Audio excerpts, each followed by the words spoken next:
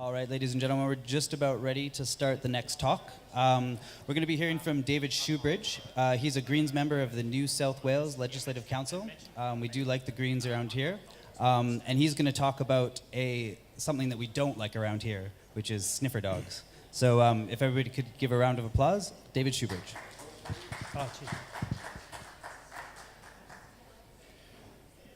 All right, well, first of all, it's lovely to be here on Aboriginal land, and I'll pay my respects to those elders past and present of the land we're meeting on here today. Nimbin has a gorgeous, gorgeous history prior to a bunch of whitefellas turning up 200 years ago, and it's remembering that history. And you look around, you get that deep sense of place, that deep Aboriginal presence that is still here in Nimbin.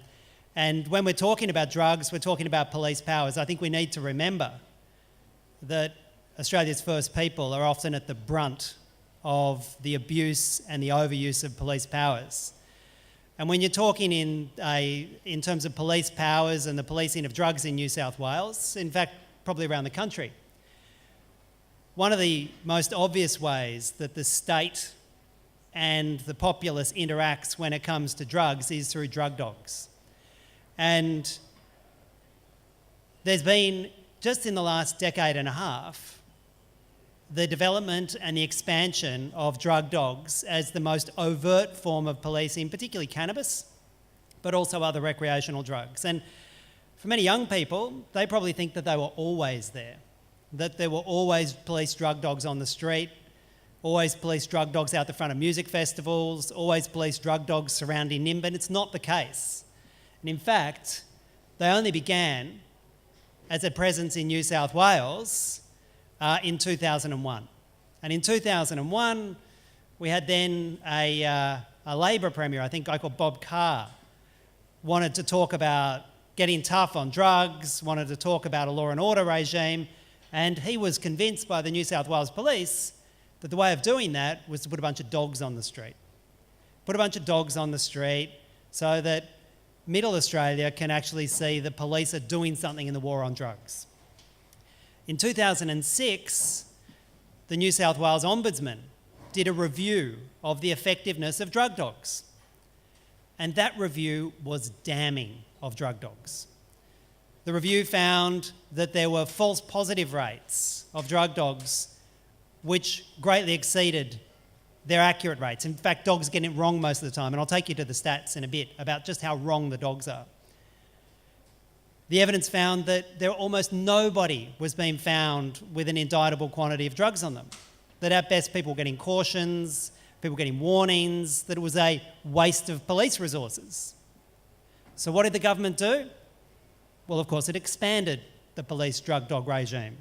And in 2012, they greatly expanded the police drug dog regime, put it all over public transport across the state, opened up large parts of cities of Sydney, Wollongong and Newcastle to the operation of drug dogs.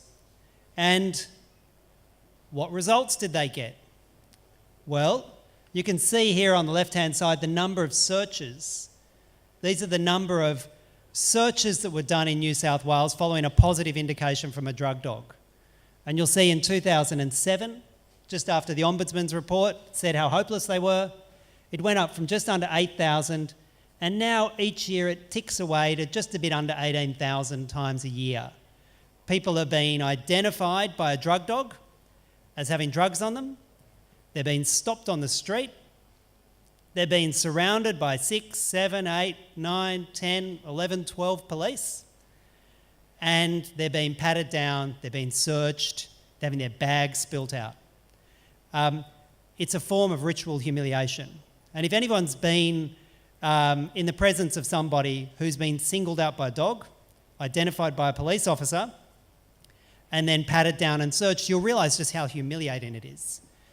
And my office is regularly contacted by people who have been getting the train to work in Sydney. And the drug dogs can go through the trains now in Sydney. They go through the trains, the dog stops next to somebody on the train. It could be their regular commute. They're dragged off at the next platform. They're pulled onto the middle of the platform. Their possessions are tipped out of their bag on the street, onto the platform. They're surrounded by police. They're patted down and they're searched. And for many of them, it's one of the most humiliating moments in their life. For many young people, it's deeply confronting. For Aboriginal people, it's kind of just part of everyday life. That's what they expect. But for all people, that kind of affront to your civil liberties, where the police can drag you out of the crowd, pull you off a train, pull you off the street, and perform that kind of intrusive, humiliating public search, surely you'd say that they must have some pretty good evidence to do that. They'd have to have pretty strong grounding before we'd be letting police do this 18,000 times a year. But no, the police are only meant to be able to conduct a search of you, even when they've got a drug dog, when they've got a reasonable suspicion that you're carrying drugs. Not that you smoked drugs 2 weeks ago, or 3 days ago, or that you went to a party where people smoked pot. The police need to have a reasonable suspicion that you've got drugs on you at the time that they undertake the search. And the police say because a dog sits down next to you and looks at you, which is what they're trained to do when there's a so-called positive indication, they rely upon that as their reasonable basis to conduct a search. And we know that they're getting it wrong between 60% and 75% of the time. So 2 out of 3 times, or sometimes 3 out of 4 times, depending on the year, the police are getting it wrong. They're far more likely to not find drugs on you than to find drugs on you as a result of a drug dog indication. So you've got to ask yourself, is that actually a valid exercise of the police's search powers? When they know for a fact that before they even begin the search, before they even start looking, that they're most likely going to be wrong and that the dog has got it wrong. Well, we would say not. That hasn't yet been tested in the courts though. And we've been accumulating this data now over the last 4 years through questions in Parliament on notice. These are the official police figures. And the official police figures prove that the police don't, just simply on the basis of a drug dog indication, have any kind of valid, reasonable grounds to think that you have drugs. In fact, it's far more likely that you don't have drugs on you than you do when a drug dog sits down next to you and does an indication. And the police know that. But it doesn't stop them. They use their powers, they humiliate people, and they're getting it wrong 10, 11, 12,000 times a year. But you say, well, surely they must, in those small little green bar, they must be getting a whole lot of serious drug dealers, because why else would we be spending millions of dollars of taxpayers' money on this drug dog program? Well, I'm going to show you, this is the best set of data ever supplied for the efficacy of police drug dogs. This is in 1 year. This is the police's own data. They say that in 1 year, of all 17,746 searches they did, after a positive drug dog indication, they found enough drugs to lay a supply prosecution, a successful supply prosecution, in 2.4% of cases. That's the best year ever. When the Ombudsman did his review, he found that there was a successful supply conviction in 0.6% of occasions when there were positive indications. And the police don't like collecting this data, and their data's very patchy because it keeps showing things like this, a seriously failing drug dog program. And of course, the majority of those, when we ask the police to break down the data further and tell us what was the nature of the supply charge that you got, they say we don't keep that data and we don't link that data to the drug dog program. Anecdotal reporting suggests that the overwhelming majority of even those supply convictions are for very small amounts of drugs under deemed supply charges, five ecstasy pills, a few joints of cannabis, very small deemed supply charges. And the reason is, serious drug dealers aren't catching the train. They're not walking up and down the streets of King's Cross. They're not wandering into a music festival with pockets bulging full of drugs. They're doing those deals in Double Bay. They're doing those deals in a hotel suite in Byron or Ballina. They're doing the deals well away from where they know the police are, and that the only people the police are catching on the streets are really small-time, small beer kind of stuff.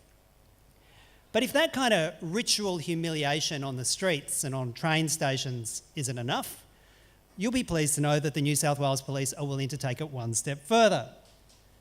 And they do strip searches. So when they've humiliated someone on a platform or on the public street and they haven't found anything and they don't like the look of them, the police then, between 5 and 750 times a year, between 500 and 750 times a year, depending on which year, and they tend to be doing it more often than not of late, they will take that person who they've found no drugs on, they'll take them into either the police station, or if you're at a music festival, they'll often have some sheds set aside at a music festival, or at a train station, they'll have a room set aside at a train station. They'll take them across and they'll get them to strip down naked. They'll get them to squat over a mirror and they'll look up their backside and other orifices and they'll hunt for drugs. And what do they get? Well, again, the overwhelming majority of the time, they find nothing. And they know that the strip search that they're undertaking will, between 67 and 61% of the time, yield no drugs at all. The person they're about to cause that appalling humiliation, embarrassment to is vastly more likely not to have drugs on them than to have drugs on them. And if you think about the kind of affront that is to an individual, not only have you been dragged off the street by the police, and when police are operating at music festivals, the police's own standard operating procedures say that they have 12 police operating for every drug dog. 12 police for every drug dog. So when you see 5 drug dogs at a music festival, feel comforted that those 5 drug dogs are going to actually be accompanied by 60 police. What an extraordinary use of resources. And of course, the police then know that they've got people who are relatively intimidated. They've got people who aren't asking questions. They're surrounded by police and dogs. They're dragged off. They're humiliated. 99 times out of 100, they're so mortified by what happened, embarrassed by it, they put their clothes on and they go about their business and just try and pretend nothing had happened. But what a great way to start your music festival. Why is nobody else asking about this gross misuse of police resources? Why is nobody else concerned about the fact that you can have 60 police and 5 dogs at a music festival ritually humiliating, embarrassing and violating people in this way, and all to find, at best, in 2.4% of cases, enough drugs to do a deemed supply conviction? But the overwhelming number of occasions, they're finding nothing, they're destroying relationships with key communities, and we've got police, instead of out there looking for violent crime, tracking down murderers and people engaged in sexual assault, protecting people from domestic violence, we've got police doing this kind of crap. So what search powers do police have when they're using these drug dogs? Well, as I said before, police only have the power to search you, even with a drug dog, if they have a reasonable suspicion that you're carrying drugs on you at the time. Is a drug dog indication alone enough? Well, the police have recently changed their standard operating procedures to say that when they perform a search after a drug dog stops, that they're not just relying upon the drug dog. No. They're also relying on a variety of other secret police intelligence that they're not going to tell us about. Well, we kind of think we know what that secret police intelligence is, that the guy was in a hoodie, that he was a young Aboriginal bloke, that you're in Nimbin, that you're on Redfern Railway Station in Sydney. The usual prejudice that we see for that kind of excessive use of police powers. And police cannot force you to answer any questions during these drug searches. They will pepper you with questions. Where have you been? When did you last smoke? You've been to a party, haven't you, where you've had drugs? We know you take drugs. We've got the drug dog here. Tell us when you last took drugs. Your mate's taken drugs, don't you? They'll pepper you with questions. And remember, you're fairly isolated. You're surrounded by maybe 12 police. You've got a couple of dogs around you. You're really on your back foot. And it's our natural inclination to just answer them. Oh, yeah, sure. Yeah, look, yeah. Maybe a week ago I was at a party where there was some cannabis, maybe. Every time you do that, the police write a little note. Yes, drug dog was accurate. There were positive indications of drugs, and our program is effective. And they rely upon that scared anecdotal reporting to produce anecdotal responses to seek to justify their drug dog program. And they say, oh, even though our dogs are not finding drugs the majority of the time, we know from anecdotal reporting that the people that we've bailed up on the street have been at parties where they had drugs. And therefore, our dog is super effective because they picked up the trace of marijuana from 3 months ago when the guy was at a party. It's that kind of, no other word for it other than bullshit justification that the police give to continuing their drug dog operation. And I stress, you don't have to answer any of the police questions. And you should say to the police when they're peppering you with questions, am I compelled to answer this? Am I directed to answer this? Am I forced by law to answer this? When they say no, you say, thanks, and stand your ground. And of course, searches should always, wherever possible, be conducted by an officer of your own gender. When they're conducting that search, when they're conducting the search on the street, police are not allowed to grope at your genitals, not allowed to grope at your private parts. That doesn't mean they don't, but they're not allowed to. And again, you should insist upon the search happening from someone of your own gender. And during a strip search, they're not allowed to touch you at all. They're not allowed to touch you at all. So what to do when you're confronted in one of those search situations? And I've got to stress to you that it's a seriously disempowering moment. Even myself, I've been a lawyer and a barrister for the better part of 20 years. MP, when you get surrounded by police and they start having a go at you, you know that you're an individual and they're the state. And it's quite confronting. So ask the police what information you are required to give them and only provide that. Throw it back at the police. Say, am I required to tell you this? Do I have to give you this information? And you don't have to give them any information at all. If they do find drugs on you, you then need to give them your name and your address, but nothing else. But if they don't find any drugs on you, you don't have to give them anything. But always be polite. And the other thing to do is write down the details of what happened. Record the interaction you had with the police at the time. Record what they said to you. And if you've got a friend there with a mobile phone, ask them to step away about 3 or 4 metres, well away from what's happening, and to record it on video on the mobile phone. Don't interfere with the search. Consciously don't interfere with the search. In fact, you get a better shot if they're 3 or 4 metres away from you. It's a better video in my experience. Get them to move 3 or 4 metres away and record it and video it. And you might find that you get an aggressive response from the police at that moment. They'll go up to your mate, they'll go up to your friend and say, what the F are you doing? Turn it off. Well, the response needs to be, I have every right to do this. You can't touch me. You can't direct me to stop filming you. You're a police officer engaged, you say in your lawful duties, I have every right to film you. And I'm not going to interfere with your search. I don't want to be near your search, but I am going to record this. You may find that then escalates and the police then push and grab your phone off you or grab your friend's phone off you. Let them have it. Let them have it. Don't engage in any physical altercation with them. And then go and see a lawyer. Contact my office. Contact your community legal service. Because if it's been recording all this time, you've got some pretty good grounds upon which to bring a civil action against the police. You have every right to film them in public, going about their duties. You have no right to interfere with their search and their operations. Don't do that. But you've got every right to film them, and you should. Because I've got to tell you, the mobile phone is the single best police accountability device that we've got. Make sure you use it. And I would always stress that when the dog comes and they start to and it sits down, the police then pull you across and they begin the search, very clearly tell them, I don't consent to this. Are you directing me to do this? Because I'm not doing it by consent. And then they'll direct you and you say, okay, I will do what you tell me, but I can tell you now I'm not consenting to it. Because if you consent to a search, you've just given up a whole bundle of legal rights if they actually do find something.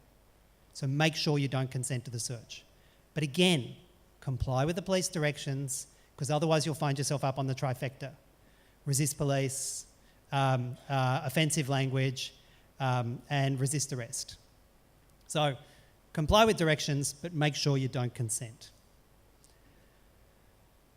I said before that these kinds of discretionary police powers tend to be targeted against groups in our community.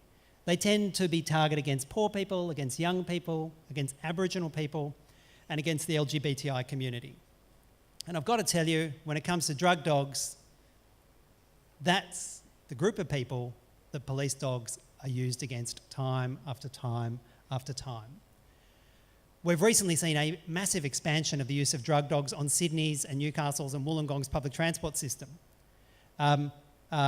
Literally thousands and thousands of police hours, millions of dollars of state money directed to putting more and more drug dogs on our public transport system. Who catches public transport? Well, we know tends to be more female than male, tends to be younger, tends to be poorer, picks up all the kind of communities that the police like policing. And despite this extreme diversion of police resources on public transport, the false positive rates on public transport are actually significantly higher than almost any other use of police drug dogs.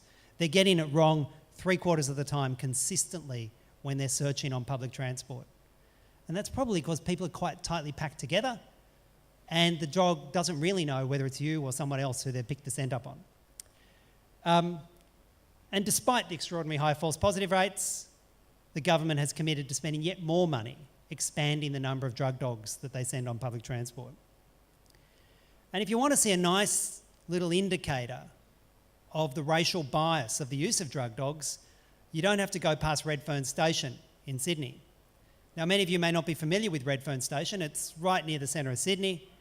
Redfern Station accesses two key communities that the police like policing. One is young people going to Sydney University, and the other one is one of the largest Aboriginal communities near the centre of town. And the interaction between the local community and the police in Redfern has been a contested space, well, for at least 2.25 centuries. It continues to be a contested place. And a passenger getting off the train at Redfern is 6.5 times more likely to be searched after a drug dog indication than a passenger getting off at Central, just one stop further down. There's no evidence to suggest that a passenger getting off at Central is going to be more or less likely to be carrying drugs. And indeed, on the searches, on the data that we've got from the New South Wales Police, the police are getting a higher false positive rate. They're getting it wrong more often at Redfern than they are at Central or King's Cross or any of the other city circle stations, yet they continue to massively over-police Redfern Station. When we ask them to justify it, we get told it's an operational decision. Well, I've got to tell you, it's pretty obvious why they're over-policing at Redfern.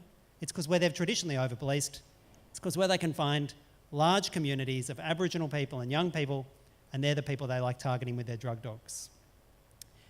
And of course, the LGBTI community has also been a traditional target of these kind of police powers. And we see year after year at Mardi Gras, hundreds and hundreds of police, packs of drug dogs being used because it's the community that police traditionally like to police with their drug dogs. It's the LGBTI community. And when it comes to the summer music festivals, I think anyone who's been to a summer music festival knows that you're likely to be running the gauntlet of drug dogs on your way in and your way out. And the police know who goes to music festivals. Well, people they like policing, young people. This is the evidence that the police have provided us of the effectiveness of the New South Wales drug dogs. We actually asked the police twice now to give us all the studies and all the reports and all the analysis that they have of the effectiveness of their drug dog program. And that's a list of them there. They have no data, they have no reports, and they have no analysis themselves of the effectiveness of the drug dog program. Not a single thing. And indeed, all of the statistics that are in the public domain that have been obtained through questions on answer to Parliament, they've all come through my office and through my office asking those questions in Parliament. And I've got to also do a big call out to Unharmed too. I might say Unharmed have been terrific in terms of helping us crunch some of that data and look deeper into the data and get those kind of statistics like we see at Redfern. So I'd like to thank Unharmed for taking that data a little bit further. So what's our campaign against drug dogs? Why have we got a sniff-off campaign? We've got a sniff-off campaign because people are affronted by this use of police power. People find it confronting, and it's just downright wrong. We've been out with those. You might have seen them on the street, and I'd like to thank all the young Greens who are up here at Mardi Gras handing out our material. The young Greens have been terrific, got behind this campaign, handed out the Regrowth Festival, handed out at Stereosonic Festival. We've had forums in Redfern. We've had our material taken and used by students in universities around the rest of the country, and I'd encourage anybody to do that. You can go onto the Sniff Off website, you can go onto my website, anything you like, steal it, use it, do it in your own campaigns in your local areas. It's all free to a good home. And we've seen posters like this at Bathurst University, taking on and making the argument in their local communities. And we've got a party. So if anyone wants to come to our Sniff Off party, it's on the 30th of May. If you're back in Sydney, or if you want to come to Sydney for a Sniff Off party, we've got great support from Paul Mack. He's an ARIA award-winning dance music artist. In fact, he's written a nice piece on drug dogs, and we'll be launching that lovely little drug dog tune from Paul Mack, together with other artists who are coming forward and supporting and talking about the uselessness, the downright destructiveness of drug dog operations in New South Wales. What next? Well, let's scrap that 2001 Act. Let's end the criminal sanctions for drugs for personal use. Let's legalise, regulate and tax the supply of cannabis. Let's allow for people to grow their own for their own personal use. And let's do something maybe a little bit different. Let's have the state government establish its own drug regulatory body that does the kind of work that you've seen done by so many academics and doctors and campaigners here. Get the evidence together about what works and what doesn't when it comes to drug law reform. And maybe that can be a useful way of adding to the political campaign on drug law reform. So this has all been about drug dogs. You know, as a Greens MP, obviously the campaign on drug law reform goes well beyond drug dogs. But I've got to say, we've found it really useful to interrogate this abuse of taxpayers' money, this abuse of police powers, as a way of pointing out just how wrong-headed, how ineffective our current failing war on drugs are. And the remarkable thing, though, is that even when you present all this evidence, you still find the majority of politicians with their heads down, refusing to listen. Even when you give the police's own figures to them and point out how useless it is, it's like an article of faith in them. They want to be seen to be doing something on the war on drugs, because that's all drug dogs are. They want to be seen to be doing something. And they want to do it in a place that's not going to cause too much anxiety in Middle Australia. That's why they're at Redfern. That's why they're at music festivals. That's why they're targeting young people and the LGBTI community.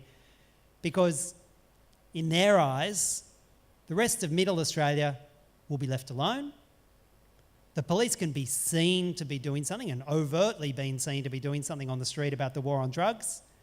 And let's not worry one iota about the damage that does between the police and those vulnerable communities who they need to be rebuilding trust with.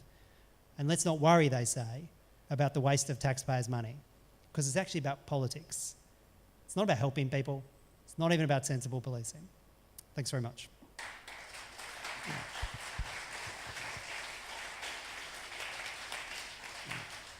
Okay, we've got a time for 2 quick questions.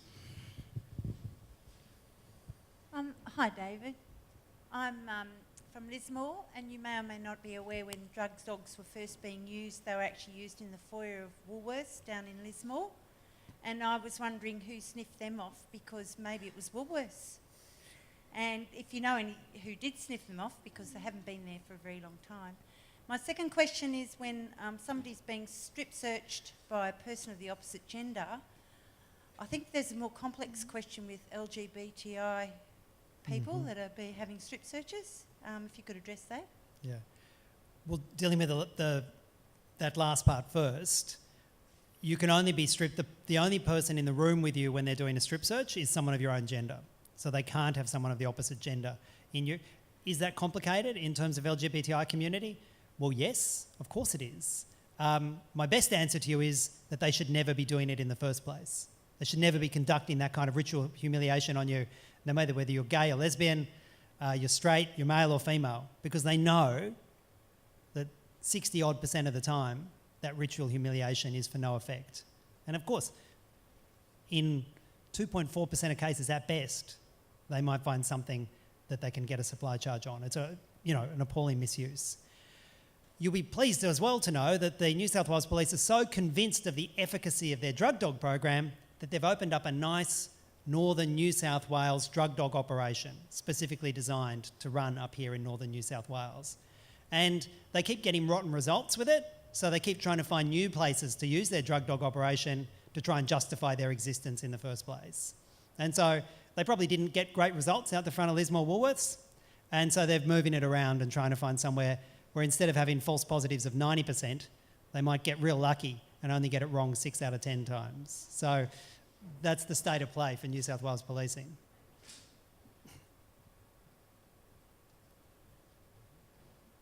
I'm wondering if you're aware of what the situation is in other states, whether there's any more progressive legislation to do with sniffer dogs. And also, up here in Rainbow region, we have a lot of problems with police, sniffer dogs, roadblocks, and other mass police operations. I'm wondering if you know of anyone who's challenging the cost of these expeditions, because unlike sniffer dogs, you've only got the expense of training the dogs and having the copper there. What they do up here is that they hire helicopters at thousands of dollars a day.